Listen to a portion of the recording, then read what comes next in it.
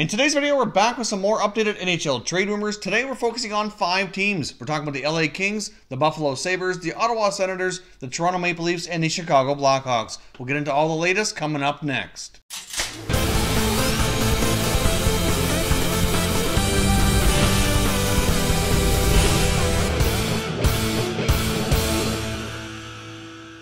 Hey everyone, and welcome back to another video here at Top Shelf Hockey. If you're new to the channel, thanks for stopping by. We review and discuss all 31 NHL teams, so if you're a huge hockey fan, consider subscribing and clicking the bell so you don't miss anything. So as I mentioned off the top, we're back today with some more updated NHL trade rumors. As I've said here a lot in the past couple of weeks, there's all kinds of speculation, and pretty much every day there's new talk about different teams. Lots going to be going on. So as I mentioned, we got 5 teams we're focusing on today. Let's get started here with the Los Angeles Kings. Now, as some of you may or may not be aware, President of Hockey Operations Luke Robitaille did send out a special message to season ticket holders of the Kings. It was a letter very similar to what the New York Rangers did last year with their season ticket holders, basically explaining that they're very disappointed with this year's season results. Things have not gone as planned, and that there's going to be a lot of changes basically coming to the roster. They didn't use the word retool or rebuild or anything of that nature, but I do think the LA Kings need to find a way to kind of do a little bit of a rebuild, retool. I'm not sure what the proper word is, but they need to freshen things up and get some younger, faster, more skilled players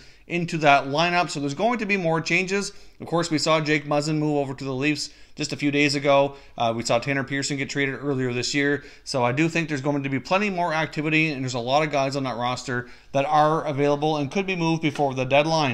And of course, the only ones I don't see going anywhere would be Anze Kopitar or Drew Doughty. I think the Kings will certainly want to retain them and build around them here moving forward. I do think there's some other players that would be very difficult to move, like a Jeff Carter or a Dustin Brown. I mean, Jeff Carter doesn't have any trade protection on his contract, but it's been mentioned before if he gets traded, he very well might just decide to call it quits and retire.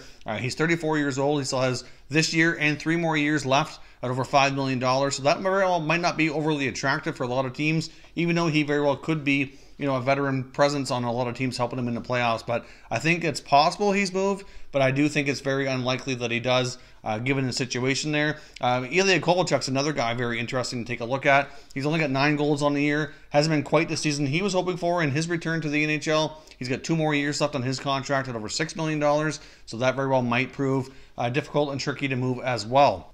However, there's a long list of players that I do feel could be on the go. Many of them have been mentioned in rumors leading up to the past couple of weeks here, including goaltender Jonathan Quick. I do think Jonathan Quick has some good years left in him and very well could bring a good value back to the team. We could see another defenseman, maybe like an Alec Martinez move on, maybe like a Kyle Clifford or Trevor Lewis. Tyler Toffoli is another younger forward with only a short amount of time left on his deal that has certainly garnered a lot of interest from around the league as well, and I can see him playing a top 6 or top 9 role on many teams throughout the NHL and being a very key contributor like he was in past years with LA. So lots of moving parts in LA. I do expect more players to be kind of traded off as they kind of go down the road of stockpiling picks and prospects moving forward, and I can certainly see a lot of activity there. So keep your eye on the LA Kings as we approach the NHL trade deadline February the 25th. Now jumping over and taking a look here at the Ottawa Senators, they're another team that is basically holding up the trade market in a way. You're waiting on decisions for guys like Mark Stone and Matt Duchene, even Ryan Dzingel to an extent, to see if they're going to be re-signed. There's been lots of interesting news out of Ottawa lately indicating that maybe Ryan Dzingel will be signed after all. Darren Dreger from TSN's been talking a lot about the fact that likely, a few weeks ago, he was saying Dzingel was likely to be moved, whereas they were trying really hard to sign Duchene and Stone, and based on those contracts, that might eat up enough of their internal budget that signing Dzingel might not be an option. But now there's talk that maybe Cody Ceci might be the guy to go after the Senators saw the return that the Kings got for Jake Muzzin, that maybe he might be an ideal player. He's a right-shot defenseman. He's still relatively young. And if they can get a good first-round pick as well as a decent prospect in return, they very well might jump on that and take advantage of that deal. He's a pending RFA, got a fairly substantial raise last year. He's likely going to be looking for another one this year and might kind of price himself out of Ottawa's blue line. And it might actually help them free up some cap space and so even their internal budget to help re-sign the other forwards that we mentioned there. Now, of course, if any of those guys do get moved, it's been reported that the Winnipeg Jets apparently have a lot of interest in Matt Duchene. They've been speculated before to be looking at Brassard as well with Pittsburgh. I'm not sure that they really like the asking price. Apparently, they did have some talks with them in the past few weeks, and it doesn't look as though the asking price was something they were willing to meet. But I can just imagine what the asking price for Duchene would be should he hit the market. I'm not sure the Jets are going to want to pay that either. But you know, they traded their first round pick last year to acquire acquire Paul Stastny. I'm not sure they really want to get in the habit of trading their first-round pick year after year. They do have some other interesting prospects, so certainly a team to keep your eye on if Duchene does hit the market. So we'll see. But right now, all we know is that the Senators are actively trying to sign Dzingel, Duchene, and Stone, and we'll wait for further updates to see where those conversations go. If deals can be had, they very well could stay, but I would think by the middle of February or so, if deals are not reached, then they're going to have to explore trade talks to do what's best for the organization. Now, moving on here to take a look at the Toronto Maple Leafs. Obviously, we saw a trade not too long ago here in the last few days where they acquired defenseman Jake Muzzin, and it does appear many people around the league and a lot of insiders feel that they're not going to be quite done yet. They expect more moves out of them before the deadline. Now, there's been some talk since Muzzin's a left shot defenseman that he still might go after a right shot defenseman, but I've seen some reports from TSN's Darren Dreger indicating he feels that maybe they might actually go after like a heavy forward, a guy who can play like a power forward type of role. That's something that's been on Mike Babcock's kind of wish list here for some time that they haven't filled yet, and that might take more of a priority than a right shot defenseman. So we'll see what they decide to do. Obviously, if they go down the forward route, we could be looking at guys like a Wayne Simmons in Philadelphia, Michael Furlan in Carolina. Obviously, a lot of that, like I said, is going to depend on the asking price. They saw here with Jake Muzzin's trade that obviously that first round pick's no longer there to be moved. They do have some other interesting prospects that could be considered, guys like Timothy Liljegren, maybe Calle Rosen, Jeremy Bracco. There's other prospects within the system that other teams might find attractive, but with the first round pick already gone, it's kind of debatable what they're going to be able to put together here because it doesn't seem like they want to really take anything off their roster. We did get an update as well indicating that the reason they went for the left shot defenseman of Muzzin over some of the guys at the Hurricanes like Pesce and Hamilton was Carolina was absolutely insisting on having a roster player in return. Like, it looks as though they were hard after Kasperi Kapanen, and when the Leafs said, no, he's untouchable, we're not moving him, then there was no deal to be had there. And of course, it was speculated a while back before that the Leafs were looking at Alex Pietrangelo of the Blues. And the big problem there as well is they were insisting on having William Nylander involved in the trade, and they did not want to do that either. So that's part of the reason why those right shot defenseman deals that were being discussed and rumored in the past kind of fell through, and they went the left shot defenseman way instead, which I think will still work out for them here. But we'll see. But I expect the Leafs to kind of be active if they do go for a defenseman. There's been some talk that Radko Gudas with the Flyers might be a good fit. Doesn't have a big contract, but depending on what they bring in, if they look at one or more players, they will likely have to move something off the roster out to make sure they have enough cap space.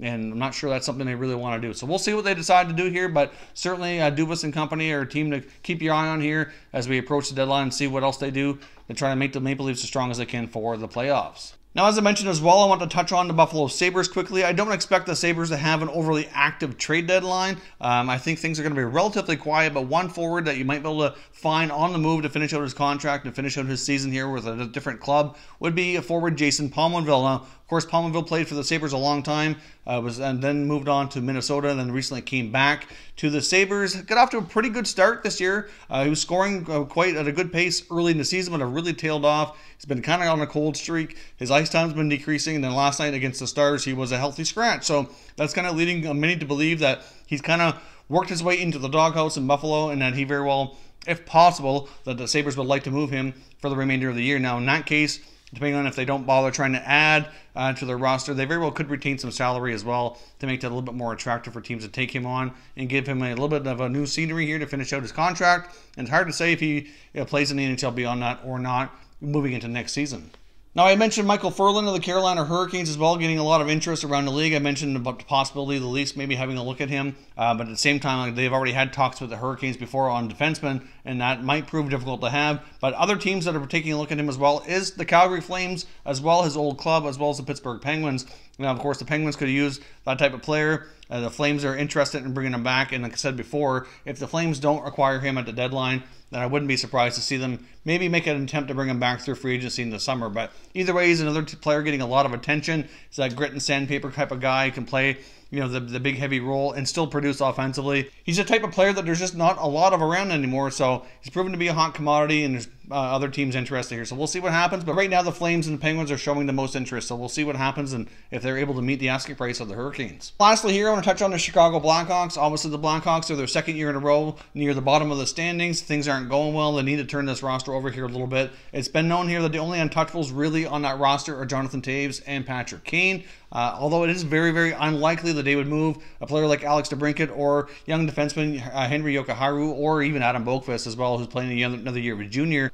I also think they'd be very reluctant to move much of their younger players that they've brought in recently. We'll give general manager Stan Bowman a bit of credit, and he's done a pretty decent job of bringing in lots of youth to kind of give them a chance in Chicago. Dylan Strome's looked pretty good since he's arrived there. Perlini came over in the Arizona trade as well. They've looked pretty decent. They brought in Kajula from the Oilers. So there's lots of kind of refreshing young forwards to kind of give a chance here to see what they can do with this roster. Obviously, some other guys like Duncan Keith and Brent Seabrook are going to be very difficult to move. So I think Seabrook's probably impossible. Duncan Keith, I do think, would be possible. He's got a more favorable contract. But obviously, he's going to have a lot of say in that. And if it comes down to that, I think that's something that would be more of an offseason move myself. But I do think there's lots of other pieces in Chicago that we very well could be seen moved out here by the deadline in an attempt, like I said, to kind of get some more fresh, younger talent in that roster, kind of go with that younger, faster, more skilled mentality, which is kind of the way the league is going right now. Obviously, I think guys like Artem Anisimov or Brandon Saad are certainly possible to be moved. Saad does have a few years left on his contract at $6 million. He's got 15 goals on the year, so very well should hit 20 plus before the end of the year, maybe 25. So he still has some scoring in him, and I think maybe getting a fresh start, playing with the right center iceman, very well might prove that he can be rejuvenated, maybe become a 30-goal guy again, or at the very least a solid 25-plus guy. So we'll see. The Hawks may have to look at retaining some salary should they move a guy like Saad. A couple other Chicago Blackhawks that likely could be moved as well that are on expiring contracts would be Marcus Kruger and Chris Kunitz. Now, Chris Kunitz has a full no-move clause. I've seen some reports indicating that his whole family had moved to Chicago and that he's got young children in school. He may not want to move to another city or might not want to relocate. So not sure what the status is with Chris Kunitz, but there's certainly guys that likely would generate some interest, and I'm sure Kunitz, probably with all his experience in Stanley Cup wins with the Penguins, etc. in the past, likely would garner some attention, and he very well might be presented with an opportunity to waive his no-trade clause and go on to a contender here for the remainder of the year. So we'll see, but there's lots of moving parts there in Chicago, like LA, that I do expect them to be full-time sellers and see what they can turn over on their roster here before the deadline. So as always, I want to hear your thoughts and comments down below. Leave me some proposed trades for the guys that are likely going to be on the move, and we can continue the conversation in the comment section. If you're new to the channel here, hope you consider subscribing. We cover all 31 NHL teams, and there's plenty of content here for all hockey fans to enjoy. And give this video a thumbs up before you go. I'd appreciate it if you did. Thank you very much for watching, everybody. We will catch you next time.